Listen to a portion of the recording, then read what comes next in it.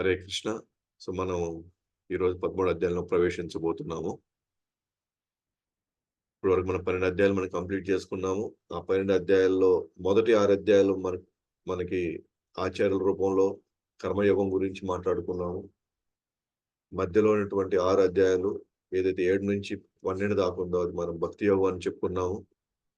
ఇప్పుడు నెక్స్ట్ రాబోయేటువంటి 6 అధ్యాయాల్లో ముఖ్యంగా 5 అధ్యాయాలు మనకి ఇక్కడ క్లియర్‌గా ఏంటి అంటే జ్ఞానయోగం గురించి మాట్లాడబోతున్నాం.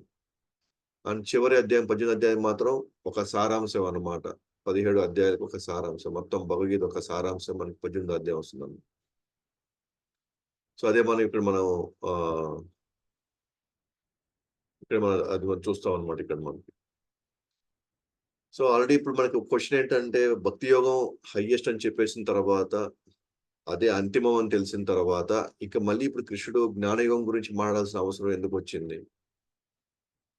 మనకి క్లియర్ కట్‌గా మనకి భక్తి యోగాన్ని వివరించిన తర్వాత, మళ్ళీ మనం జ్ఞానయోగానికి పోవాల్సి మళ్ళీ ముఖ్యంగా కృష్ణుడు మళ్ళీ దాన్ని వివరించాల్సిన అవసరం ఎందుకొచ్చింది అనంటే, ఖచ్చితంగా వివరించాల్సిన పరిస్థితి ఎందుకొచ్చిందంటే, ఎందుకంటే భక్తి యోగం టాప్ మోస్ట్ అయినప్పటికీ కూడా, భక్తులు గూడా కొన్ని జ్ఞాన సంబంధమైనటువంటి విషయాలను తెలిసిపెట్టుకోవాలి.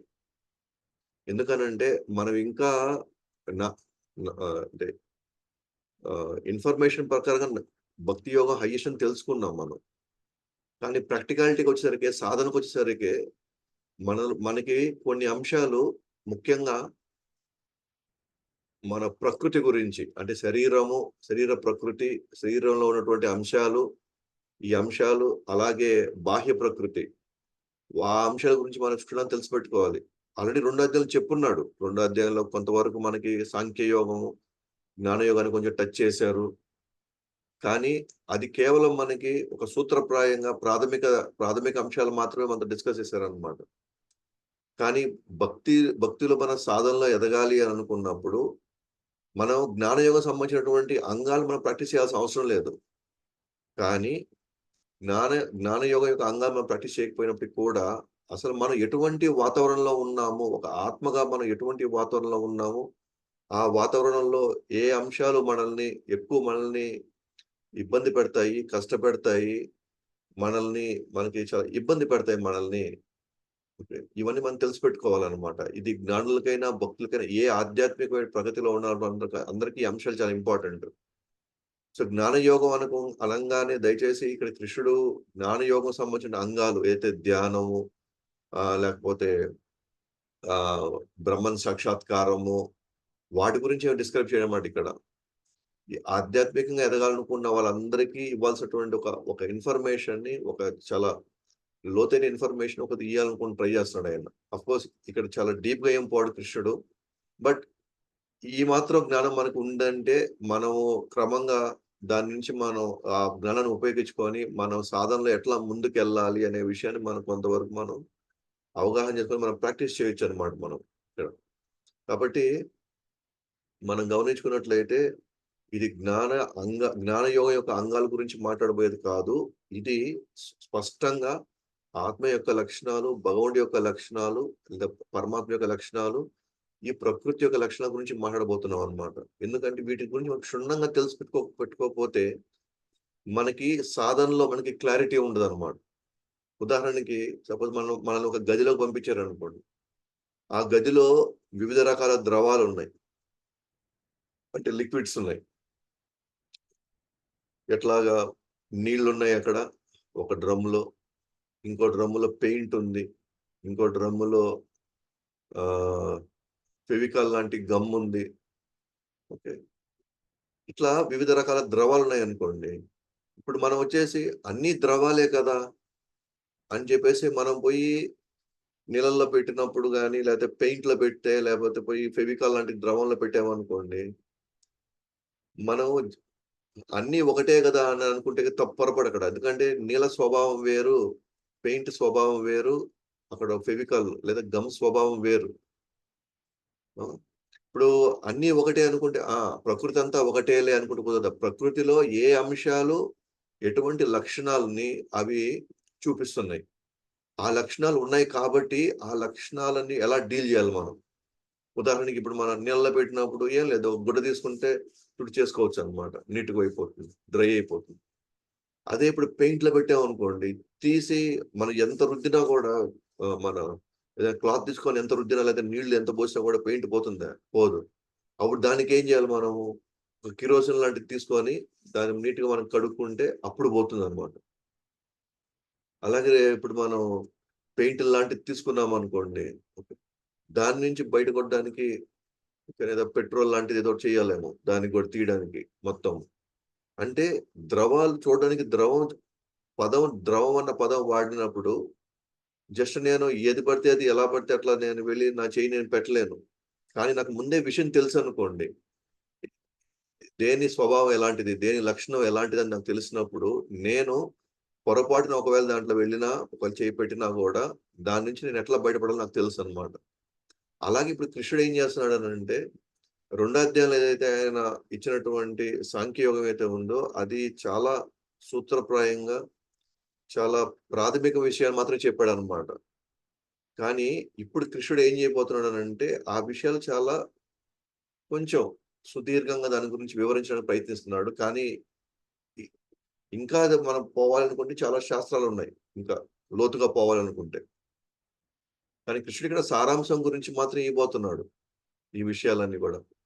ఈ విషయాలు ఆధ్యాత్మికంగా ఎదిగే వాళ్ళు ఎవరైనా సరే వాళ్ళందరికీ చాలా ముఖ్యంగా ఇది చాలా అవసరం అన్నమాట. ఎందుకంటే మనం ఎటువంటి వాతావరణంలో ఉన్నాం, ఎటువంటి ప్రకృతి, ఈ దేహం గావచ్చు, బాహ్య ప్రకృతి ఉండేటువంటి గావచ్చు. వీటన్నిటి యొక్క అంశాలు, వాటి లక్షణాల గురించి మనతో వివరించబోతున్నాడన్నమాట. కాబట్టి సాధనలో ఒక్కసారి మనం వాటి విషయాలు జాగ్రత్తగా మనం తెలుసుకోకపోతే, మనం అంతా ప్రకృతే గదా! దాని అన్నిటిని మనం ఒకే రకంగా మనం డీల్ జేసుకోవచ్చు. ఇబ్బంది లేదా, అన్నిటికి ఒకే రకమైన పరిష్కారం ఉంటుంది అనేటువంటి ఆ యొక్క అజ్ఞానంలో మనం ఉండకూడదనమాట. అందుకే ఇక్కడ కృష్ణుడు ఏం చేస్తున్నాడంటే, భక్తి యోగం చెప్పినప్పటికి కూడా, ఇప్పుడు మనకు 12 అధ్యాయాలు చెప్పాడు కృష్ణుడు. ఎటువంటి లక్షణాలు భక్తుడికి ఉంటే, అది కృష్ణుడిని చాలా ఆకర్షిస్తుంది. కృష్ణుడు చాలా ఇష్టపడతాడనే పాయింట్ మనకు చెప్పాడు అక్కడ. ఇప్పుడు మనకి ఈ 12 అధ్యాయాల్లో నేనెవరో తెలుసు, భగవంతుడు ఎవరో తెలుసు, భగవంతుడి యొక్క శక్తులు తెలుసు, భగవంతుడికి ఏం చేస్తే మనం భగవంతుడికి దగ్గరవుతామో అది తెలుసు. ఎటువంటి లక్షణాలు మనం కనబరిస్తే భగవంతుడు ఇష్టపడతాడు అది మనకు తెలుసు. కానీ అయినా మనం ఎందుకు పోలేకపోతున్నాము? ఎందుకు మనం సరెండర్ కాలేకపోతున్నాం? ఈ రోజుకి ఈ రోజు ఇప్పటికిప్పుడు మనం ఎందుకు సరెండర్ కాలేకపోతున్నాం?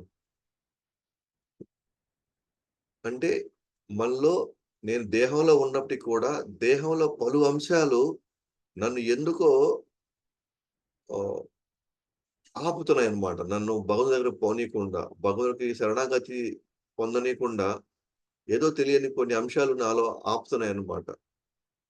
ఏంటి ఆ అంశాలు? అవి వాటి వ వాటి యొ వ అవన్నీ గూడా వాటిని మనం ఎలా వాటి యొక్క లక్షణాలు తెలిసిపెట్టుకోవాలి? వాటి నుంచి మనం ఎట్లా బయటపడాలి? సో, ఇవన్నీ గూడా మనకిప్పుడు కృష్ణుడు వివరించబోతున్నాడన్నమాట.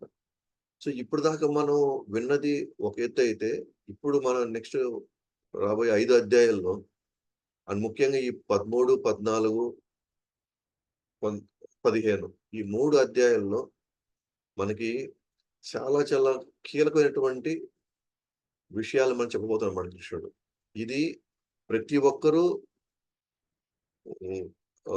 వాళ్ళు వాళ్ళు ఎటువంటి అంశాల్లో వాళ్ళు ఇబ్బంది పడుతున్నారు, ఎటువంటి వాళ్ళని బాధ పెడుతున్నాయి, వాటిల్ని మనం ఏ విధంగా మనం వాటిల్ని క్షుణ్ణంగా అర్థం చేసుకోవాలి, దాని నుంచి మనం బయటపడడానికి ఉన్నటువంటి మార్గం ఏంటి అని ప్రతి ఇండివిడ్యువల్‌కి వేరు వేరు అంశాలు ఇబ్బంది పెడతా ఉంటాయి. అందరిని ఒకే రకంగా ఇబ్బంది పెట్టడం లేదు. సో, నా యొక్క భక్తి ప్రగతిలో నాకు ఏ అయితే అంశాలు నాకు అడ్డంకిగా ఉన్నాయో, అది మీకు అడ్డంకిగా ఉండకపోయి ఉండొచ్చు. సో, మీకుండేది వేరే వాళ్ళకి అవ్వకుండా ఉండొచ్చు. వేరే వాళ్ళకి కూడా నాకు అవ్వకుండా ఉండొచ్చు. అంటే లోపల అంశాలు ఏవైతే ఉన్నాయో, ముఖ్యమైనటువంటి శరీరంలో ఉన్నటువంటి ఈ భౌతిక ప్రకృతి, ఈ భౌతిక ప్రకృతిలోనే మనం ఎప్పుడు ఉన్నాం ఇక్కడ. సో, దీని నుంచి ఈ భౌతిక ప్రకృతిలో ఒకవేళ మనం బాధపడుతుంటే కూడా, ఈ భౌతిక ప్రకృతిని ఉపయోగించుకొని మనం బయటికి రావాలిప్పుడు. కాబట్టి ఇది ఉండాలి. కానీ దీన్ని మనం వాడుకోవాలి. బయటపడడానికి కూడా శరీరాన్నే వాడుకోవాలి మనం. ఎట్లాగైతే మనం ఒక పడవని ఖచ్చితంగా మనం వాడుకొనే తీరాలి. సముద్రంలో గాని, చెరువుల్లో గాని, నదుల్లో గాని. దాన్ని పట్టుకొనే మనం వేరే ఒడ్డుకు పోవాలి మనం. అప్పుడు ఆ పడవ యొక్క పూర్తి దాని మొత్తం ప్లాన్ నాకు తెలిసుండాలి. ఆ పడవ యొక్క కంప్లీట్ బ్లూ ప్రింట్ నాకు తెలిసుండాలన్నమాట. దాన్ని ఎలా నడపాలి అనేది. ఎప్పుడెప్పుడు గాల్లొచ్చినప్పుడు దాని యొక్క ప్రవర్తన ఎలా ఉంటుంది. సో, ఈ ఈ ఈ నావ నాకు కావాలి. నాకు అవసరం. లేకపోతే నేను ఆ ఒడ్డుకు చేరుకోలేను. అలాగే ఈ శరీరం ప్లస్ బాహ్య ప్రకృతి, ఈ విశ్వంలో ఉండేటువంటి ఈ ప్రకృతి, ఈ రెండిటి గురించి నేను తెలిసిపెట్టుకొని, అవసరాన్ని బట్టి, నా పరిస్థితిని బట్టి వాటిని ఆహ్, అంశాల వారీగా నేను అర్థం చేసుకొని, దాని నుంచి నేను బయటపడడానికి నేను ప్రయత్నించాలి. ఓకేనా? సో, కాబట్టి ఈ ఇది ఇవి చాలా చాలా ఇంపార్టెంట్ అన్నమాట. ఆఫ్‌కోర్స్ చాలా మందికి ఇది బోర్ కొట్టొచ్చు. కొన్ని టెక్నికల్ ఇష్యూస్ ఉంటాయి దీంట్లో. టెక్నికల్‌గా, సాంకేతికంగా కొన్ని మాట్లాడుకోవాల్సొస్తుంది. కానీ ఇది చాలా చాలా ఇంపార్టెంట్ అన్నమాట. కొంచెం జ్ఞానవాసన ఉండే వాళ్ళకి కొంచెం ఇంట్రెస్టింగ్‌గా ఉంటుంది. కానీ అంత లోతుగా కొంచెం సరళంగా ఉండే వాళ్ళకి దీంట్లో పెద్ద వాళ్ళ రసాన్ని ఆస్వాదించలేరన్నమాట. కానీ మనకి అవకాశం ఉండి దీన్ని అర్థం చేసుకునే పరిస్థితి గాని ఉంటే దీన్ని కూడా వాళ్ళు ఎంజాయ్ చేస్తారన్నమాట. ముఖ్యంగా ఆఖరి 6 అధ్యాయాలు అంటే ఇప్పుడు మనం చెప్పుకునే 6 అధ్యాయాలు జ్ఞానమిశ్ర భక్తి వివరణ ఉంటుంది. యెస్, ఇది జ్ఞానమిశ్ర భక్తి. ఎందుకంటే ఒక విధంగా చెప్పాలంటే భగవద్గీత మొత్తము భక్ భక్తి అనేది ప్రిడామినెంట్‌గా కృష్ణుడు చెప్తున్నాడు. కొంతమందికి కర్మ వాసనలున్నాయి. కొంతమందికి జ్ఞాన వాసనలున్నాయి. కానీ ఎక్కడక్కడ శుద్ధ కర్మయోగం ఇక్కడ చెప్పలేదు. శుద్ధ జ్ఞానయోగం కూడా ఇక్కడ చెప్పలసలు. అన్నిటిలోనూ మనం గమనిస్తే అన్ని అధ్యాయాల్లోనూ భక్తి యొక్క ప్రాముఖ్యతని అంతర్లీనంగా మాత్రం చెప్తూనే వస్తున్నాడు.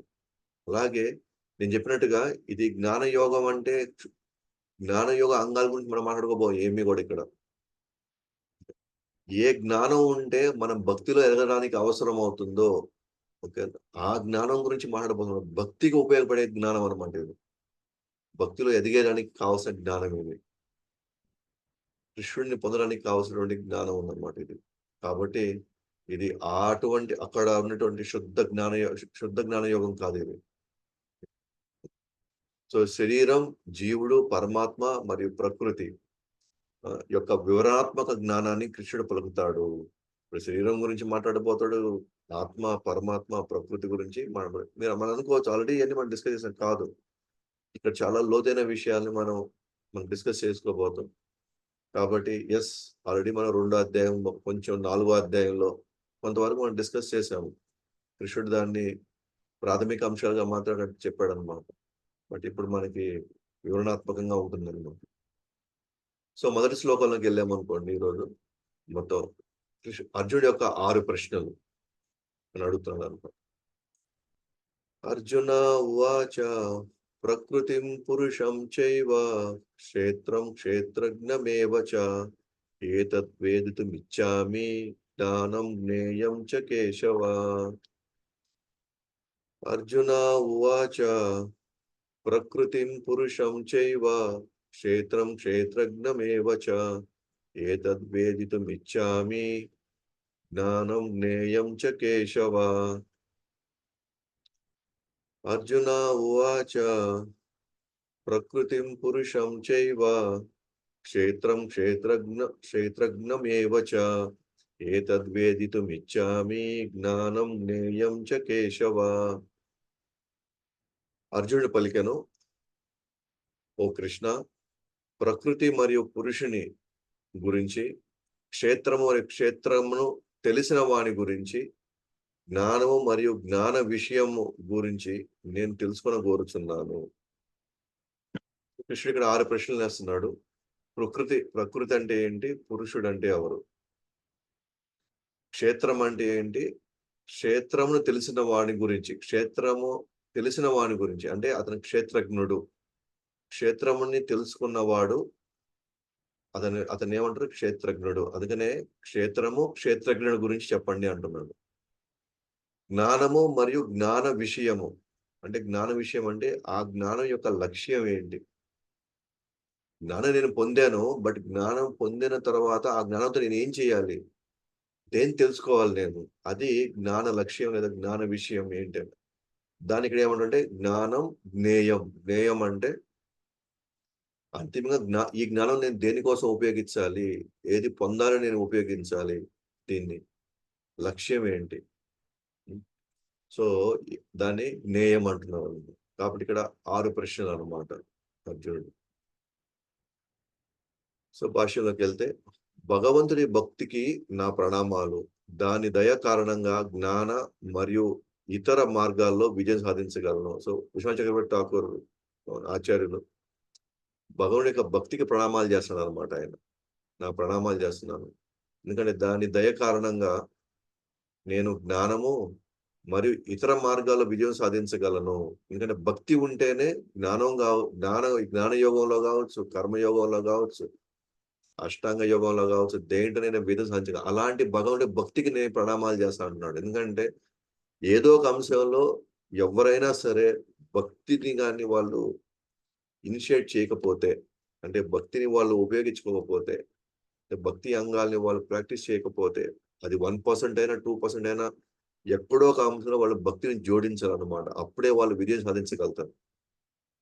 ఇప్పుడు శుద్ధ కర్మయోగం అన్నా సరే, శుద్ధ జ్ఞానయోగం అన్నా సరే, ఖచ్చితంగా అక్కడ ఏదో ఒక అంశాన్ని భగవంతుడి యొక్క సంబంధం లేదు. ఎందుకంటే అట్‌లీస్ట్ అక్కడ ప్రార్థనలు చేశాడనుకోండి, ఆ ప్రార్థనలో కూడా భక్తి యోగం కిందకొస్తుంది.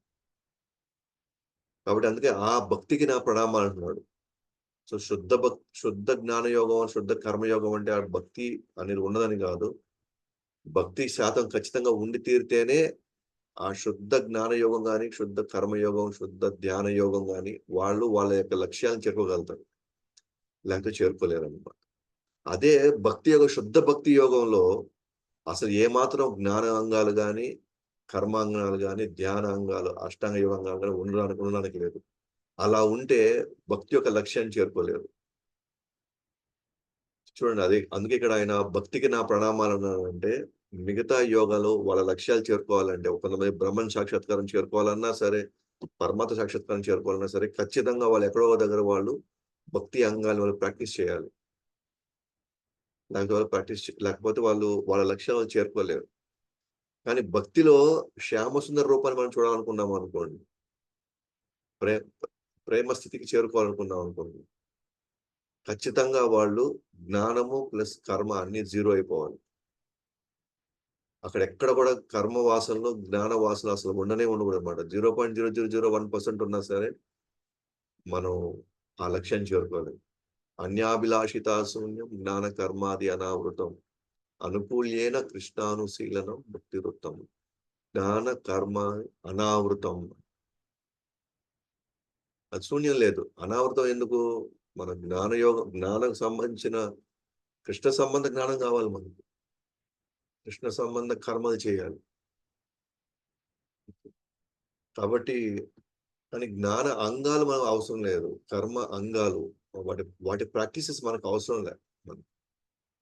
గత 6 అధ్యాయాల్లో జ్ఞాన మిశ్ర భక్తి వర్ణించబడింది. యెస్. ఈ అధ్యాయంలో శుద్ధ భక్తి పరోక్షంగా అత్యున్నతమైనదని వర్ణించబడింది. సో, ఈ అధ్యాయంలో ఏం చెప్పింది? భక్తి యోగం గురించే మాట్లాడబోతున్నాం. బట్ పరోక్షంగా ఇండైరెక్ట్‌గా చెప్పబోతాడన్నమాట. ఆల్రెడీ గత అధ్యాయాలు ఆల్రెడీ చెప్పేసాడు. ఏది ప ఆహ్, 7-12 కానీ ఇక్కడ చో పేరుకి మాత్రం జ్ఞాన మిశ్ర భక్తి గురించి మాట్లాడబోతున్నాడు కానీ, దాంట్లోనే అంతర్లీనంగా శుద్ధ భక్తి యొక్క ఔన్నత్యం కూడా మళ్ళీ వివరించబోతాడన్నమాట అంతిమంగా. కాబట్టి భక్తి యోగం ఇక్కడ లేదనుకోవద్దండి. ఉంది. కానీ ఇండైరెక్ట్‌గా చెప్తాడన్నమాట. భక్తి చాలా ఇంపార్టెంట్ అని. ముఖ్యంగా ఈ 13 అధ్యాయంలో శరీరంలో జీవుడు, పరమాత్మ నివసించడం, జ్ఞాన సాధన, ప్రకృతి గురించి వివరించబడింది. సో, శరీరంలో జీవుడు అసలు శరీరంలోకి జీవుడు ఎట్లా వచ్చాడు? ఈ జీవుడికి శరీరం ఎట్లా అంటుకునింది? మరి పరమాత్మ ఎలా నివసిస్తున్నాడు దీంట్లో? మరి ఆయనకి ఈ శరీరం యొక్క కల్మషాలు ఏమైనా అంటుకుంటున్నాయా? భౌతిక ప్రకృతి యొక్క కల్మషాలు ఏమైనా ఆయనకు అంటుకుంటున్నాయా? లేదా ఆయన అతీతంగా ఉన్నాడా?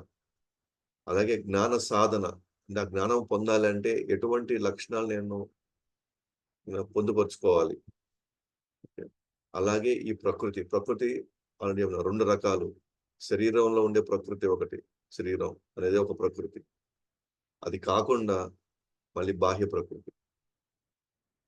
మొత్తం మన చుట్టూ ఉన్నటువంటి పరిసరాలు, ఆ వాతావరణం, దాని ప్రభావం అవన్నీ కూడా మాట్లాడబోతున్నాం. సో, అది చెప్పుకున్నట్టుగా మొదటి 1-6 అధ్యాయాల్లో సాధకులు నిష్కామ కర్మయోగం మరియు జ్ఞానయోగం ద్వారా జ్ఞానమిశ్ర భక్తి వలన కలిగే మోక్షం గురించి మనం వివరించింది. 7-12లో 3 రకాల ఆరాధనలతో పాటు కేవల భక్తితో భగవాన్ పొందే విధానం వివరించబడింది. మనకి కేవల భక్తి గురించి కూడా మాట్లాడుకున్నాం మనం 7-12లో. ఇప్పుడు 13-18లో జ్ఞానం యొక్క వివరణ, క్షేత్రం అంటే ఏంటి? క్షేత్రజ్ఞ అంటే ఏంటి? జ్ఞానం, జ్ఞేయంతో మొదలవుతుంది. సో, వీటితో స్టార్ట్ అవుతుందన్నమాట. ఈ నెక్స్ట్ సెక్షన్. ఇది ఈ 13-18 వరకు. అండ్ మనం చెప్పుకున్నట్టుగా 6 ప్రశ్నలు. ప్రకృతి మరియు పురుషుడు. క్షేత్ర, క్షేత్రజ్ఞ, జ్ఞానం, జ్ఞేయం. సో, మనం అనుకున్నట్టుగానే 12వ అధ్యాయం చివరిలో కృష్ణుడు అయితే ఈ లక్షణాలు ఉన్న వాళ్ళు నాకు ప్రియమైన వాళ్ళు అని చెప్పినప్పుడు, ఆ లక్షణాలు మనం పెంపొందించుకోవాలి అనుకున్నా సరే, లోపల కొన్ని అంతర్గత అంశాలు కొన్ని ఉన్నాయన్నమాట. ఓకే. ఆ అంతర్గత అంశాలు నన్ను ఆ లక్షణాలను పొందనీయకుండా నాకు అడ్డంకిగా ఉన్నాయి. మరి ఆ అంతర్గత అంశాలేంటి? లేదా ఆ లక్షణాలు ఏంటి? వాటిని ఏవైతే కృష్ణుడికి ఉపయోగపడతాయో వాటిని పెంపొందించుకోవాలి. ఏ లక్షణాలైతే మనకి కృష్ణుడికి అడ్డంకిగా మారతాయో, కృష్ణుడి దగ్గరికి వెళ్ళడానికి, భక్తి చేయడానికి అడ్డంకిగా మారతాయో, వాటిని ఎట్లా అధిగమించాలో, వాటి వివరణలకు మనం వెళ్ళబోతున్నాం అన్నమాట. ముఖ్యంగా రాబోయే అధ్యాయాల్లో. నెక్స్ట్ ఇప్పుడు 2వ శ్లోకం నుంచి 7వ శ్లోకంలో ఇదొక సెక్షన్ కింద కృష్ణుడి యొక్క వివరణ. దేని గురించి 6 ప్రశ్నల్లో 3 ప్రశ్నలకు సమాధానం ఇవ్వడానికి ప్రయత్నిస్తున్నానన్నమాట ఇక్కడ. కృష్ణుడి యొక్క వివరణ ఏదంటే క్షేత్రము, క్షేత్రజ్ఞ మరియు జ్ఞానం. ఈ 3 విషయాల గురించి 2-7వ శ్లోకంలో మనకి వాటికి సమాధానం ఇవ్వబోతున్నాడన్నమాట. చూస్తాం. సో ముఖ్యంగా ఈ 2వ శ్లోకంలో శరీరం అంటే క్షేత్రమని, ఆత్మ అనేది క్షేత్రజ్ఞ అని మనం తెలుసుకోబోతాం అన్నమాట. సో, శ్రీ భగవాన్ ఉవాచ ఇదం శరీరం కౌంతేయ క్షేత్రం ఇతి అభిధీయతే ఏతద్యో వేత్తి తం ప్రాహుః క్షేత్రజ్ఞ ఇతి తద్విదః. శ్రీ భగవాన్ ఉవాచ ఇదం శరీరం కౌంతేయ క్షేత్రం ఇతి అభిధీయతే ఏతద్యో వేత్తి తం ప్రాహుః క్షేత్రజ్ఞ ఇతి తద్విదః. శ్రీ భగవాన్ ఉవాచ ఇదం శరీరం కౌంతేయ క్షేత్రం ఇతి అభిధీయతే ఏతద్యో వేత్తి తం ప్రాహుః క్షేత్రజ్ఞ ఇతి తద్విదః. శ్రీకృష్ణ భగవానుడు పలికెను, ఓ కౌంతేయ, ఈ దేహము క్షేత్రమని చెప్పబడుతుంది. ఈ దేహమును తెలిసిన వాడు క్షేత్రజ్ఞుడు అని చెప్పబడతాడు. సో ఏదైతే ఈ దేహం ఉందో దీన్ని ఏమంటున్నారు? క్షేత్రం అని చెప్పబోతున్నారు. ఈ దేహం గురించి తెలిసిన వాడు ఎవరున్నారు? దీంట్లో ఉంటూ దీని గురించి తెలుసు. ఇప్పుడు మనకు తెలుసు మన శరీరం యొక్క లక్షణాలు. ఆఫ్ కోర్స్ మనకి సంపూర్ణ జ్ఞానం తెలియకపోవచ్చు. బట్ మేజర్‌గా మన మన యొక్క శరీరం ఎటువంటి టైంలో మనకి అలసిపోతాము, ఎటువంటి టైంలో మనకి నిద్ర వస్తుంది, మనకి ఖచ్చితంగా మనం రెస్ట్ తీసుకొని తీరాల్సిందే. ఎటువంటివి తింటే మనకి అరుగుతుంది. సో ఇట్లాంటివి మొత్తం మన ఆలోచనలు, మన స్వభావం కొంతవరకు మనకు తెలుస్తుంది. కాబట్టి దీని గురించి తెలిసిన వాడు ఎవరు? క్షేత్రజ్ఞుడు అంటే ఎవరు? ఆత్మ. ఈ 2 విషయాలు మనకి చూస్తాం. సో భాష్యంలోకెళ్తే క్షేత్రజ్ఞ సంబంధించిన వివరాలు ఈ శ్లోకంలో వివరించబడ్డాయి. ఇంద్రియాలు భోగము అనుభవించే స్థావరమే క్షేత్రము. సో ఇంద్రియాలు భోగం అంటే అనుభవించాలి అనుకునే సో జీవుడు ఎందుకున్నాడు దీంట్లో? దీన్ని అనుభవించాలనుకుంటున్నాడు ఈ శరీరాన్ని. ఈ శరీరంతో చాలా అంశాలని భోగించాలనుకుంటున్నాడు. అలాగే జన్మ మృత్యులు మొలకెత్తడానికి మూలం కూడా ఈ క్షేత్రమే. జన్మ మృత్యువులు రాబోయే రాబోయే భవిష్యత్తులో జన్మ మృత్యువులకి మొలకెత్తడానికి కారణం ఎవరు? అంటే మళ్ళీ జన్మ మృత్యువులోకి వెళ్ళడానికి, ప్రవేశించడానికి కారణం ఈ శరీరమే అవుతుంది. సో ఈ శరీరాన్ని కృష్ణుడి సేవలకు వాడితే ప్రవేశించాల్సిన అవసరం లేదు జన్మ మృత్యువుల్లో. ఇదే శరీరాన్ని మన యొక్క ఆనందం కోసం వాడుకున్నాం అనుకోండి, ఇదే కారణం అవుతుందన్నమాట మళ్ళీ జన్మలెత్తడానికి. సో జీవుడు ఈ శరీరాన్ని ఎలా వాడబోతో దాన్ని బట్టే జన్మ మృత్యువుల్లోకి ప్రవేశించాలన్నా, ఇంకొక చక్రంలోకి, లేకపోతే దాన్ని పూర్తిగా వాళ్ళు దాని నుంచి బయటపడొచ్చా అనేది ఈ క్షేత్రాన్ని ఉపయోగించిన దాన్ని బట్టి ఉంటుంది. సో ఈ క్షేత్రం యొక్క అందుకే మనకి ఈ క్షేత్రం యొక్క పూర్తి వివరణ మనకు కావాలన్నమాట. ఎటువంటి అంశాలు మనల్ని ఈ ఇంద్రియాలు మనల్ని లాగి మన చేత అనేక కార్యక్రమాలు చేపిస్తుంది. అలాగే ఏ అంశాల్లో మనసు కొంచెం స్ట్రాంగ్ గా ఉండి నిగ్రహించుకోవాలో కూడా మనకు తెలియాలన్నమాట. ఎవరైతే శరీరంపై ఆసక్తితో నేను మరియు నాది అనుకునేవారు బద్ధజీవులు, మరియు అలాగా అనాసక్తితో ఉండేవారు జీవన్ముక్తుడు. అంటే ఎవరైతే శరీరంపై ఆసక్తి ఉందనుకోండి, వాళ్ళు ఈజీ కనిపెట్టవచ్చు. వాళ్ళు నేను, నాది, నా వల్ల నేను లేకపోతే ఎట్లాగా ఇలా అంతా మనం అర్థం చేసుకోవచ్చు. వీళ్ళంతా బద్ధ జీవనటువంటి చైతన్యంలో ఉన్నారన్నమాట. ఎవరైతే అనాసక్తితో ఉంటారో వీటి మీద, సో వాళ్ళందరూ కూడా గురించి చెప్పాలంటే కొంతవరకు వాళ్ళు ఈ శారీరకమైనటువంటి బంధం నుంచి వాళ్ళు కొంచెం విడుదలైపోయినట్టే. కోర్స్ వాళ్ళు ఇంకా మోక్షం పొందకపోవచ్చు, బట్ ఖచ్చితంగా అతను జీవించి ఉన్నప్పుడు కూడా తాను చాలా కంట్రోల్డ్ గా ఉన్నాడని అర్థం. అతడు క్షేత్ర జ్ఞానము సంపూర్ణంగా తెలిసినవాడు. క్షేత్ర జ్ఞానం సంపూర్ణ క్షేత్రం గురించి పూర్తి తెలిసినవాడు. అంటే క్షేత్రం గురించి అంటే ఒక చెప్పాలంటే ఈ క్షేత్రాన్ని మనం ఒక పొలంతో పోల్చేమనుకోండి. ఒక పొలంతో, ఆ పొలం గురించి తెలిసిన వాడు ఆ వ్యవసాయి, అతను క్షేత్రజ్ఞ. దాన్ని దున్నేవాడు, అలాగే దాన్ని అనుభవించేవాడెవరు? అతను ఆ వ్యవసాయి. అలాగే దీని గురించి తెలిసినవాడు, దీన్ని వాడుకునేవాడు, దీని నుంచి అనుభవించేవాడు క్షేత్రజ్ఞ. అందుకని మనం భాగవతం 11వ స్కందం 12-23 శ్లోకంలో భౌతికవాదులు అంటే ఈ శ్లోకంలో ఏం చెప్పబడిందంటే ఈ దేహాన్ని క్షేత్రాన్ని వాళ్ళు ఒక చెట్టుతో పోల్చారు అనమాట భాగవతంలో. ఈ పర్టికులర్ శ్లోకంలో భౌతికవాదులు ఒక రకమైన ఫలాల్ని ఈ చెట్టులోంచి ఒక రకమైన ఫలాలు తింటారు వాళ్ళు. అది దుఃఖాలు. వాళ్ళు భౌతికవాదులు. ఆధ్యాత్మికవాదులు మరో రకమైన ఫలాలు, సుఖాలు అనుభవిస్తారు.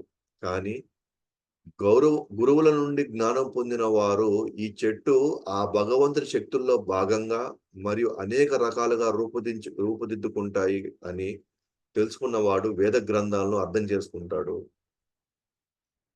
ఆధ్యాత్మిక వ్యక్తులు అంటే ఎవరు అంటే వాళ్ళు ఇంకా పరిపూర్ణం కాల, వాళ్ళు జర్నీలో ఉన్నారు వాళ్ళు, లేదా వాళ్ళ సొంత ప్రయోగం ఆధ్యాత్మిక వాళ్ళు ఎదుగుతున్నారు అనమాట. వాళ్ళు ఇంకా గురువుని ఆశ్రయించాల వాళ్ళు కొంత లాభం పొందుతారు. వాళ్ళు ఉదాహరణకు ఇప్పుడు చాలా మంది ధ్యానాలు చేసేవాళ్ళు, యోగ సాధనలు చేసేవాళ్ళు, వీళ్ళంతా కూడా వాళ్ళ సాధనకి ఎంతో కొంత ఆనందం పొందుతారు. వాళ్ళు ఎంతో కొంత మనశ్శాంతి ఆనందం పొందుతారు. అంటే వాళ్ళు కొంత సుఖాన్ని అనుభవిస్తున్నారు వాళ్ళు. అసలు ఈ అవగాహన లేని వాళ్ళు ఏం చేస్తున్నారు? భౌతికవాదులు మాత్రం వాళ్ళు దుఃఖాన్ని అనుభవిస్తారు. ఇదే శరీరంతో రోజు కావాల్సింది తింటారు, ఎంత పడితే తింటారు, మళ్ళీ పోయి హాస్పిటల్కి వెళ్తారు, మళ్ళీ దాని వల్ల మళ్ళీ కొన్ని సమస్యలు తెచ్చిపెట్టుకుంటారు. అంటే వాళ్ళు దుఃఖాలను చూస్తారు ఈ శరీరంలో నుంచి, ఎందుకంటే వాళ్ళకి అవగాహన లేదు. కానీ కొంతమంది ఆధ్యాత్మికతకు మాత్రం అవగాహన ఉంది కాబట్టి ఆ శరీరాన్ని ఉదయం ఎంత తినాలి, రాత్రిపూట ఎంత తినాలి, దానికి కావాల్సిన వ్యాయామం ఏంటి, దానికి కావాల్సినటువంటి అంటే చూసుకోవడానికి కావాల్సినటువంటి జ్ఞానం వాళ్ళ దగ్గర ఉంది కాబట్టి వాళ్ళు ఏదో సుఖాలు పొందుతున్నారు వాళ్ళు. కానీ గురువుల ద్వారా పొందిన జ్ఞానం ఎవరైతే పొంది ఉంటారో వాళ్ళు ఏ దృష్టితో చూస్తారు అనంటే, ఈ చెట్టు భగవుడి యొక్క శక్తుల్లో ఒక భాగము. అలాగే ఈ భౌతిక ప్రకృతిలో రూపుదిద్దుకుని అనేక రకాలైనటువంటి రూపాలు ఏవైతే ఉన్నాయో, వివిధ రంగుల్లో, వివిధ రూపాల్లో ఏవైతే ఉన్నాయో, అవి గూడా భగవుని యొక్క శక్తులే. వీటికన్నిటికి మూలం భగవంతుడే అని వేద గ్రంథాల్లోనే అతను అర్థం చేసుకున్నాడనమాట. సో, చాలా ఇంపార్టెంట్ అనమాట. ఎందుకంటే గురువుగారిని గురువు నుంచి మనం పొందలేదనుకోండి, మనం ఖచ్చితంగా లోతైన విషయాలు అవగాహన చేసుకోలేక, మనం అన్నిటిని కొంతవరకు సమానంగా చూసేదానికి ప్రయత్నిస్తాం మనం.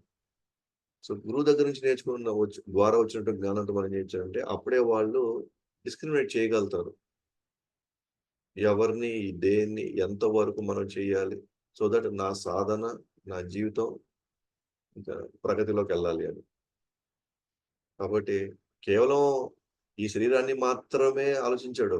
ఎవరు గురువు దర్శనుడు. ఈ శరీరం గూడా ఈ ప్రకృతిలో భాగమే. అనేక రూపాల్లో ఈ ప్రకృతిలో చాలా రూపాలున్నాయి. చెట్లు ఒక రూపాలున్నాయి. తర్వాత కొండలున్నాయి.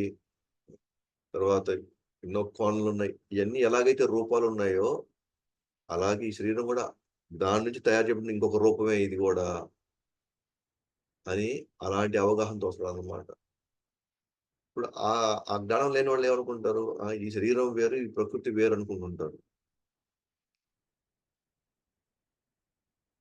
ఇప్పుడు ఉదాహరణకి నాకొక ఒక ఉదాహరణ గుర్తొచ్చిందనమాట. ఇప్పుడు మనము ఆహ్, 4, 5 వస్తువులు కొనుక్కుంటాం. సో, ఒకటి ఆహ్, ఒక బంతి కొన్నాము. ఇంకోటొకటి పెన్సిల్ బాక్స్ కొన్నాము.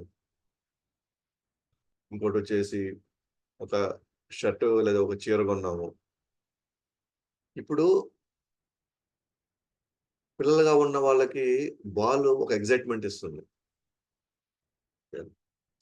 అలాగే కొంచెం ఎదిగిన స్కూల్ స్టూడెంట్స్ లాంటి వాళ్ళు కొంచెం ఎదిగిన వాళ్ళకి ఆ పెన్సిల్ బాక్సు, లేకపోతే కాంపస్, లేకపోతే ఆ అయి వాళ్ళకొక ఒక తెలియని వాళ్ళకొక ఉత్సాహాన్నిస్తాయి వాళ్ళకి.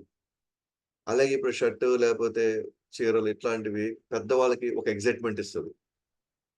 అంటే 3 భిన్నమైన వస్తువులు ముగ్గురికి 3 రకాల ఎక్సైట్‌మెంట్‌లు ఇస్తున్నాయన్నమాట. ఉత్సాహాన్నిస్తుంది. కానీ మనం అంటే ఎవరైతే గురువు ద్వారా జ్ఞానం పొందిన వాడు అతని యొక్క ఫీలింగ్ ఎలా ఉంటదో తెలుసా? అతని యొక్క ఫీలింగ్ ఎలా ఉంటదంటే, బంతి అన్నీ కూడా వివిధ భౌతిక ప్రకృతి యొక్క కలయికే. కాకపోతే వివిధ రంగులు ఇవ్వబడ్డాయి వీటికి. ఇదైనా భౌతిక ప్రకృతి నుంచి వచ్చిందే ఒక రూపము. పెన్సిల్ బాక్సో లేకపోతే అది గూడా ఇంకొక రూపమే. భౌతిక ప్రకృతి యొక్క ఇంకొక రూపం ఇది. అలాగే చీర లేకపోతే ఇంకోటి అది కూడా భౌతిక ప్రకృతి యొక్క ఇంకొక రూపం అది. వీటి ఎనకాల ఉండేదేంటి? సేమ్ అవే ఆటమ్స్ ఉన్నాయి. అవే ఎలక్ట్రాన్స్, న్యూట్రాన్స్ అన్నీ అవే ఉన్నాయి. కాపోతే వాటి కాంబినేషన్స్‌ని వివిధ కలర్స్‌ని ఎగ్జిబిట్ చేయడం వల్ల, మన కంటికి అది వేరు వేరు కనిపించడం వల్ల, మనం ఏందంటే, ఓహ్! ఇది నాకు ఆనందాన్నిస్తా ఉంది. ఇది నాకు ఇది వేరు, ఇది వేరు, ఇది వేరు అనుకుంటున్నాం మనం. యాక్చువల్‌గా 3 గూడా భౌతిక ప్రకృతి నుంచి వచ్చినటువంటి అంశాలతో వాటి కాంబినేషన్‌లో వేరు వేరు రంగుల్ని అవి ప్రకటిస్తున్నాయన్నమాట. అదే విధంగా ఈ శరీరం గూడా అంతే. ఆ రూపాలకి ఆ రూపానికి అదే ఎట్లా అయితే బంతి, ఈ చీర ఎట్లాగైతే భౌతిక వస్తువులు వివిధ రంగుల వల్ల వాటికి మనం ఆకర్షింపబడుతున్నామో, వాటి పట్ల మనం కొంచెం ఉత్సాహాన్ని ప్రదర్శిస్తామో, అలాగే ఈ శరీరం కూడా అలాంటి ఒక వస్తువే ఇది గూడా. ఇది కొత్త ఎక్సైట్‌మెంట్ ఏం లేదు దీంట్లో. అంటే ఇప్పుడు మనం ఎళ్ళేసి ఒక సెలూన్‌కెళ్ళాము, ఒక పార్లర్‌కెళ్ళాము. యాహ్! మనం కొత్తగా రిఫ్రెష్‌గా మనం ఎళ్ళేసి వాళ్ళేసే కొన్ని కొన్ని క్రీమ్స్ అవి ఇవి ఎసాము. మనం ఇప్పుడు అన్నీ చూసి మనం మనం వెంటనే వెళ్ళేసి అద్దం చూడంగానే మనము చాలా ఎక్సైట్ అయిపోతాం మనం. చాలా ఆనందంగా ఉంటదనమాట. అబ్బా! నేను చూడు ఎట్లా కనిపిస్తున్నానో నేను. కానీ ఈ శరీరం మొత్తం గూడా ఆ ప్రకృతిలో వివిధ రూపాలకి ఇది గూడా ఒక రూపం అంతే. జస్ట్ లోపల కొన్ని కొన్ని ఆటమ్స్, కొన్ని కొన్ని ఎలక్ట్రాన్స్, న్యూట్రాన్స్ ఈ వీటి యొక్క వివిధ కాంబినేషన్స్‌లో వచ్చే ఆహ్, ఈ ఆహ్, వీటి స్ట్రక్చర్ లేదా వీటి రంగులు. సో, అన్నీ కూడా ఒకదాని కిందకే వచ్చేస్తాయి అంతే. ఇదంతా భౌతిక ప్రకృతి యొక్క వివిధ రూపాలే. అన్నం తిన్నా అదే, మట్టి అయినా అదే, బంగారైనా అదే. అన్నిట్లో ఏం జరుగుతుంది? భౌతిక ప్రకృతిలో వివిధ అంశాలు, వివిధ కాంబినేషన్స్‌లో అవి వేరు వేరు రంగులు, రూపాలు, వివిధ ధ్వనులు, వివిధ రుచులు అన్నీ ఇచ్చేదంతా కూడా భౌతిక ప్రకృతే. వాటికి ఎట్లయితే రూపాలున్నాయో ఇది గూడా ఒక రూపం అంతే. అదే ప్రస్తుతానికేందంటే మనం దీన్ని వాడుకుంటున్నాం. అంతేగాని దీనికి వేరే ప్రత్యేకత ఏం లేదు. కానీ మనం ఇది ఇది చాలా ప్రత్యేకంగా ఫీల్ అవుతున్నాం మనం. అది మనకి ఆ అవగాహన మనకొస్తుందన్నమాట. ఎప్పుడు మనకి గురువు ద్వారా మనం పొందినప్పుడు ఈ నాలెడ్జ్‌ని. శిల ప్రభు ఒకటే అంటారు. "ఈ శరీరం ఎప్పుడు చచ్చిపోయింది? శరీరం ఎప్పుడు చచ్చిపోయింది. అంటే ఇట్స్ ఆల్‌వేస్ డెడ్. దానికి ఎటువంటి శక్తి, సామర్థ్యాలు లేవు. వాటికి ఎటువంటి తెలివితేటలు లేవు. వాటికి ఎటువంటి భావాలు లేవు. వాటికి ఎటువంటి అభిరుచులేమి లేవు. కేవలం నువ్వు ఉన్నావు కాబట్టి ప్రస్తుతానికి ఈ శరీరం ఆడుతా ఉంది. నువ్వు పక్కకెళ్ళిపోతే ఆ రోజు ఎలాగైతే తల్లి గర్భంలో ఈ భౌతిక ప్రకృతి శరీరం రూపంలో ఏర్పడిందో, అలాగే రేపు చనిపోయిన తర్వాత అదే భౌతిక ప్రకృతిలో మళ్ళీ వెళ్లి కలిసిపోతుంది. ఎట్లాగైతే మనం దుమ్ముని, ధూళిని ఇక్కడ ఉన్నటువన్నిటిని గూడా మనం వివిధ రంగుల్లో, వివిధ వివిధ వివిధ స్టేజెస్‌లో మనం వీటిని చూస్తున్నవన్నీ గూడా ఆహ్, భౌతిక ప్రకృతి యొక్క వివిధ రూపాలే ఇవన్నీ గూడా. అట్లాగే ఇది గూడా అన్నమాట. తాను శరీరం అనుకునేవారు క్షేత్రం నిజ స్వభావం తెలుసుకోలేరు. ఎవరైతే నేను శరీరం అనుకుంటే వాళ్ళకి దీని నిజ స్వభావం తెలుసుకోలేరనమాట. తాను ఆత్మ, ఈ శరీరం వేరు అనుకునే వాళ్ళకి మాత్రం కొంత దీని స్వభావం తెలుసుకోవడానికి అవగాహన ఉంటుంది. ఎందుకంటే నేను శరీరం అనేవాడికి వాడికి ఎందుకు అవగాహన ఉంటది? నేను ఇది తెలుసుకోవాలి. దీని నుంచి నేను బయటపడాలి అని ఎందుకు అనుకుంటాడు? ఎందుకంటే వాడికి తెలీదు గదా! అసలు శరీరం అని అనుకునేవాడికి తను దీని నుంచి బయటపడాలి అని ఎందుకు అనుకుంటాడు? మరి బయట పడాలి అని తెలివి లేనివాడు ఎందుకు దీన్ని తెలుసుకోవాలనుకుంటాడు?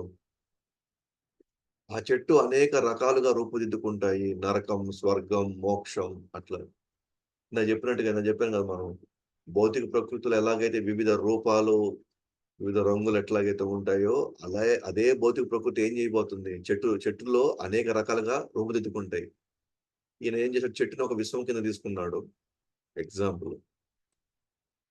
ఆ విశ్వంలో నరకలోకం ఎట్లా ఉంటదో, స్వర్గలోకం ఎట్లుంటదో, మోక్షం ఇవన్నీ గూడా ఈ ప్రకృతిలో వివిధ అంశాలన్నమాట అంతే. మాయామయం. మాయచే తయారు చేయబడింది.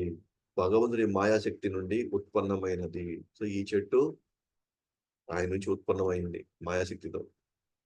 ఆ మాయ మనకేం చేస్తుంది? ఓహ్! ఇదేదో భలే ఉంది. మంచి మంచి రంగులు రంగులుగా ఉంది. ఇదేదో భలే ఆకర్షణీయంగా ఉంది. భలే ఆకారాలతో ఉన్నాయి. పలు రూపాలతో ఉన్నాయి. భలే శబ్దాలిస్తున్నాయి ఇవి. ఇయన్నీ ఏంటంటే భగవుడి యొక్క మాయాశక్తి నుంచి ఉత్పన్నమైనయి. మనల్ని డైవర్ట్ చేస్తున్నాయి. మన గోల్ నుంచి, మన లక్ష్యం నుంచి. దీని నుంచి బయటపడేదానికి ఇవన్నీ గూడా మనల్ని డిస్ట్రాక్ట్ చేస్తున్నాయన్నమాట.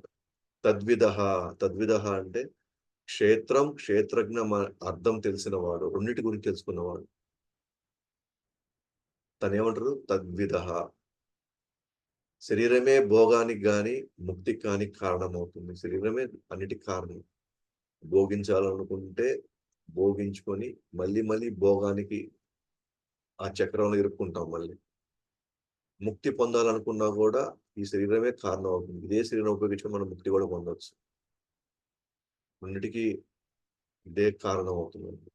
ఎలా కాబట్టి నేను దీని నుంచి నేను విడిపోవాలి ఇప్పుడు. దీని నుంచి నేను భిన్నంగా ఆలోచించాలి. నేను శరీరం కాదు. నేను శరీరంలో ఉన్న వ్యక్తి. నేను దీన్ని ఎలా వాడుకోనుకునేవాడో దీని గురించి తెలిసిపెట్టుకోవాలి. ఈ జ్ఞానం గురించి మనం తెలిసిపెట్టుకోవాలి. జీవుడు, భగవంతుడు, ప్రకృతి యొక్క ఖచ్చితమైన స్వభావాలను రాబోవు 6 అధ్యాయాలు తెలుసుకుంటాము. ఖచ్చితమైన స్వభావం మనం తెలిసిపెట్టుకోవాలి. జీవుడు ఎగ్జాక్ట్‌గా తన యొక్క లక్షణాలు, ఆహ్, తన యొక్క భావాలు, తన యొక్క కోరికలు,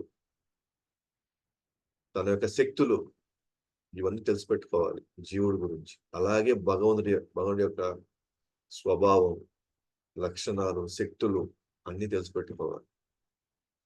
అలాగే ప్రకృతి గురించి కూడా మనం తెలిసిపెట్టుకొనే తీరాలి. ఎందుకంటే ప్రకృతి గురించి క్షుణ్ణంగా తెలుసుకున్న వాడు మాత్రమే ప్రకృతి నుంచి ఎలా బయటపడాలో తెలుసుకోగలుగుతాడు. కాబట్టి హ్మ్, మనకి ఆ ప్రకృతి గురించి లక్షణాలు ఏ అంశాలు ఉన్నాయి? వాటి లక్షణాలు ఏంటి? వాటి వాటి ప్రభావం ఏంటి? ఇది తెలుసుకోలేకపోయామనుకోండి, మనం దీని నుంచి బయటపడలేం. ఇందాక చెప్పినట్టుగా మనం ఒక రూమ్‌లోకెళ్ళి ఏదైనా ద్రవ పదార్థమే గదా! ఏదైనా అంతా ప్రకృతే గదా! అని అనుకుంటే పొరపాటు పడినట్టే. ఆ ప్రకృతిలో వివిధ అంశాలు ఎలా ప్రవర్తిస్తాయి? ఎలా ప్రభావం చూపిస్తాయి అంటే. సో, అది మనం తెలిసిపెట్టుకోవాలిప్పుడు. దాని గురించి కృష్ణుడు ఇప్పుడు మనకి పూర్తి అవగాహన ఇవ్వడానికి ప్రయత్నిస్తాడనమాట. ఎందుకంటే మనం అనేక జన్మలుగా మనం ఈ ప్రకృతిలోనే ఉంటూ, ఈ ప్రకృతికి మనం బానిసైపోయేసి, ఈ ప్రకృతి మనకంటే చాలా బలమైంది అనేటువంటి భావనలో ఇప్పుడు గడుపుతున్నాం. ఈ ప్రకృతి ఈ ప్రకృతి నాకు చాలా మేలు చేస్తా ఉంది. నాకు కావాల్సినటువంటి ఆనందాన్నిస్తుంది. నన్ను అనుభవించడానికి కావాల్సినటువంటి అవకాశాన్ని ఇస్తుందని జెప్పేసి, మనం ఈ ప్రకృతిని ఇంకా ఇష్టపడతా ఉన్నాం. ఇంకా ప్రేమిస్తా ఉన్నాం అన్నమాట. కానీ కృష్ణుడు అంటున్నాడు, ఈ ప్రకృతి యొక్క ఆహ్, ఈ ప్రకృతి గురించి ఈ డేంజర్స్ గురించి మాట్లాడబోతున్నాడు ఇప్పుడు. ప్రమాదాల గురించి మాట్లాడబోతున్నాడు.